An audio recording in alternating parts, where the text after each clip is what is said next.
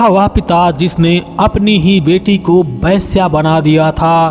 कौन था वह पिता जिसने अपनी ही बेटी को बेच दिया था? कौन था वह पिता जिसने पौराणिक काल में इतना बड़ा पाप किया था? दोस्तों, हमारी समाज में बुराइयां सभी युगों में रही हैं और ख़ास तौर पर नारियों पर किसी न किसी प्रकार का अत्याचार सभी युगों में होता रहा है। इसका प्रमाण हमारा धर्म ग्रंथ रामायण और महाभारत हैं। आज हमारे समाज में हर रोज नारियों का शोषण हो रहा है और हमारे धर्म ग्रंथों में भी नारियों के यौन शोषण से जुड़ा एक कथा का वर्णन किया गया है। तो आइए जानते हैं नारी के यौन शोषण की पौराणिक कथा के बारे में। वीडियो को शुरू करने से पहले जय श्री कृष्ण कमेंट करना बिल्कुल भी मत भूलिएगा।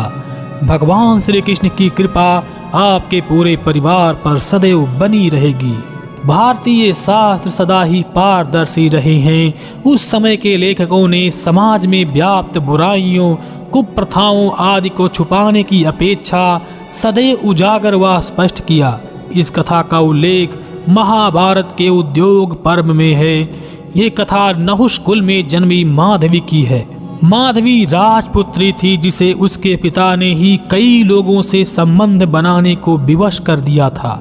कथा के अनुसार ऋषि विश्वामित्र का एक गालव नाम का शिष्य था जो बहुत ही गरीब था। शिक्षा पूरी होने के बाद विश्वामित्र ने उसके गरीबी के कारण उससे गुरु दक्षिणा लेने से मना कर दिया, परंतु गालव को यह अच्छा नहीं लगा। वो विश्वामित्र से गुरु दक्षिणा मांगने की जिद करने लगा। गालव की जिद से नाराज होकर विश्वामित्र ने 800 श्याम कर्ण घोड़े मांग लिए जो अत्यंत ही दुर्लभ थे। गुरु की आज्ञा के अनुसार गालव आश्रम से घोड़े की खोज में निकल पड़ा। गालव का मित्र स्वयं भगवान विष्णु का वाहन गरुण देव जी थे। गालव सबसे पहले सहायता हेतु अपने मित्र गरुड़ के पास गया। गरुड़ ने गालव से कहा कि हमें प्रतिष्ठानपुर के राजा महाराज ययाति के पास चलना चाहिए, वही हमारी सहायता कर सकते हैं। महाराज ययाति उन दिनों सबसे सम्मानजनक राजा माने जाते थे। गालव और गरुड़ राजा ययाति के पास पहुँचे और सारा हाल कह सुनाया। राजा ययाति गरुड़ की बात सुनकर प्रसन्न हुए, परंतु उस समय उनकी स्थिति वैसी नहीं थी जैसा गरुड़ समझते थे।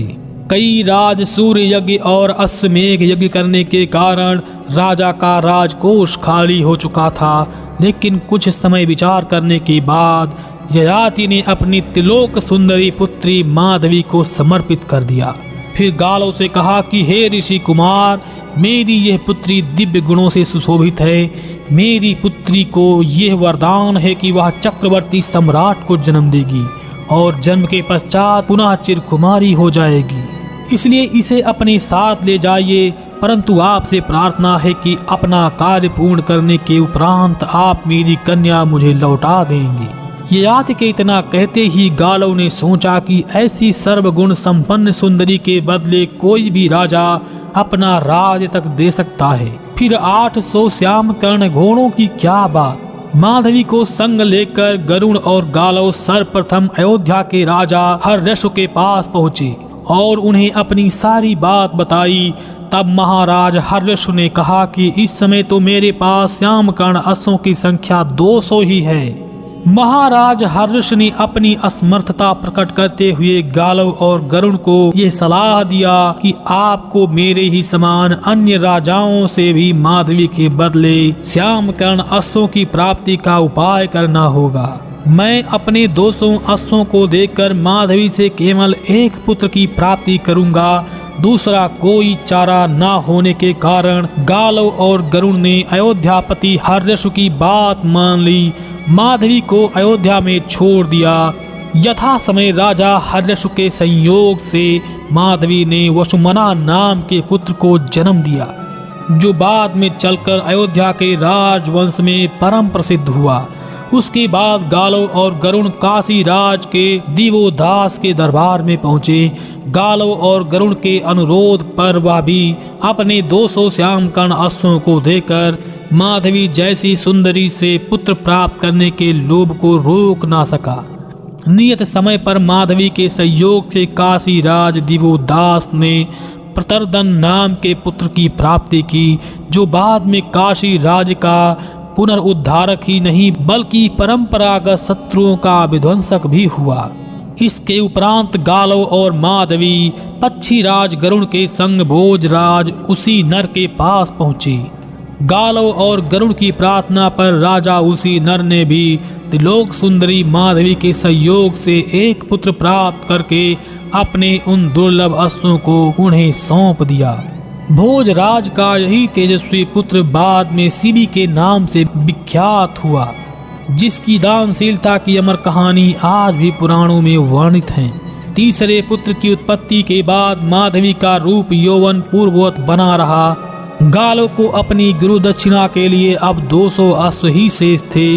गालो द्वारा विश्वामित्र से प्राप्त की गई अवधि समाप्त होने वाला था। गालो और गरुड़ को यह ज्ञात हो चुका था कि धरती पर इन 600 श्यामकर्ण अश्वों के सिवा कोई भी ऐसा अश्व नहीं है। अंततः 600 अश्वों को लेकर और त्रिलोक सुंदरी माधवी तथा गरुड़ को संग लेकर वह विश्वामित्र के पास पहुंचे और शेष 200 अश्वों की प्राप्ति में असमर्थता प्रकट करते हुए गालव ने कहा कि हे गुरुवर, आपकी आज्ञा से इस भूमंडल पर प्राप्त 600 श्यामकर्ण अश्वों को मैं ले आया हूँ, जिन्हें आप कृपा कर स्वीकार करें। अब इस धरती पर ऐसा एक भी अश्व नहीं बचा है, अतः मेरी प्रार्थना है कि शेष 200 अश्वों के शुल्क के रूप में आप दिव्यांगना माधवी को अंगीकार करें। गालव की प्रार्थना का समर्थन गरुड़ ने भी किया।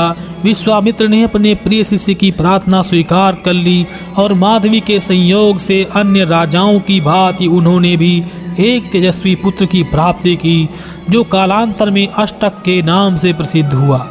उनकी राजधानी का सारा कार्यभार ग्रहण किया और माधवी के बदले राजाओं से प्राप्त उन 600 दुर्लभ श्यामकर्ण अश्वों का भी वही स्वामी बना। चारों पुत्रों की उत्पत्ति के बाद माधवी ने गालव को गुरु के ऋण से मुक्त करा दिया। फिर वह अपने पिता राजा ययाति के पास वापस चली गई।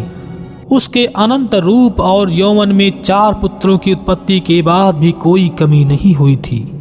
अपने इन चारों यशस्वी पुत्रों की उत्पत्ति के बाद जब वह पिता के घर वापस आई तो पिता ने उसका स्वयंवर करने का विचार प्रकट किया, किंतु माधवी ने किसी अन्य पति को वरण करने की इच्छा प्रकट न की और तपोवन में जाकर साध्वी बनकर तपस्या करने लगी। तो ये थी नारी के यौन शोषण की पौराणिक कथा। दोस्तों, क्या आप इस क्रूर पिता के इस साध्वी पुत्री के बारे में जानते थे? हमें कमेंट करके जरूर बताइएगा। और अगर वीडियो पसंद आई हो तो इसे लाइक शेयर कर चैनल को सब्सक्राइब करना बिल्कुल भी मत भूलिएगा। जय श्री कृष्ण।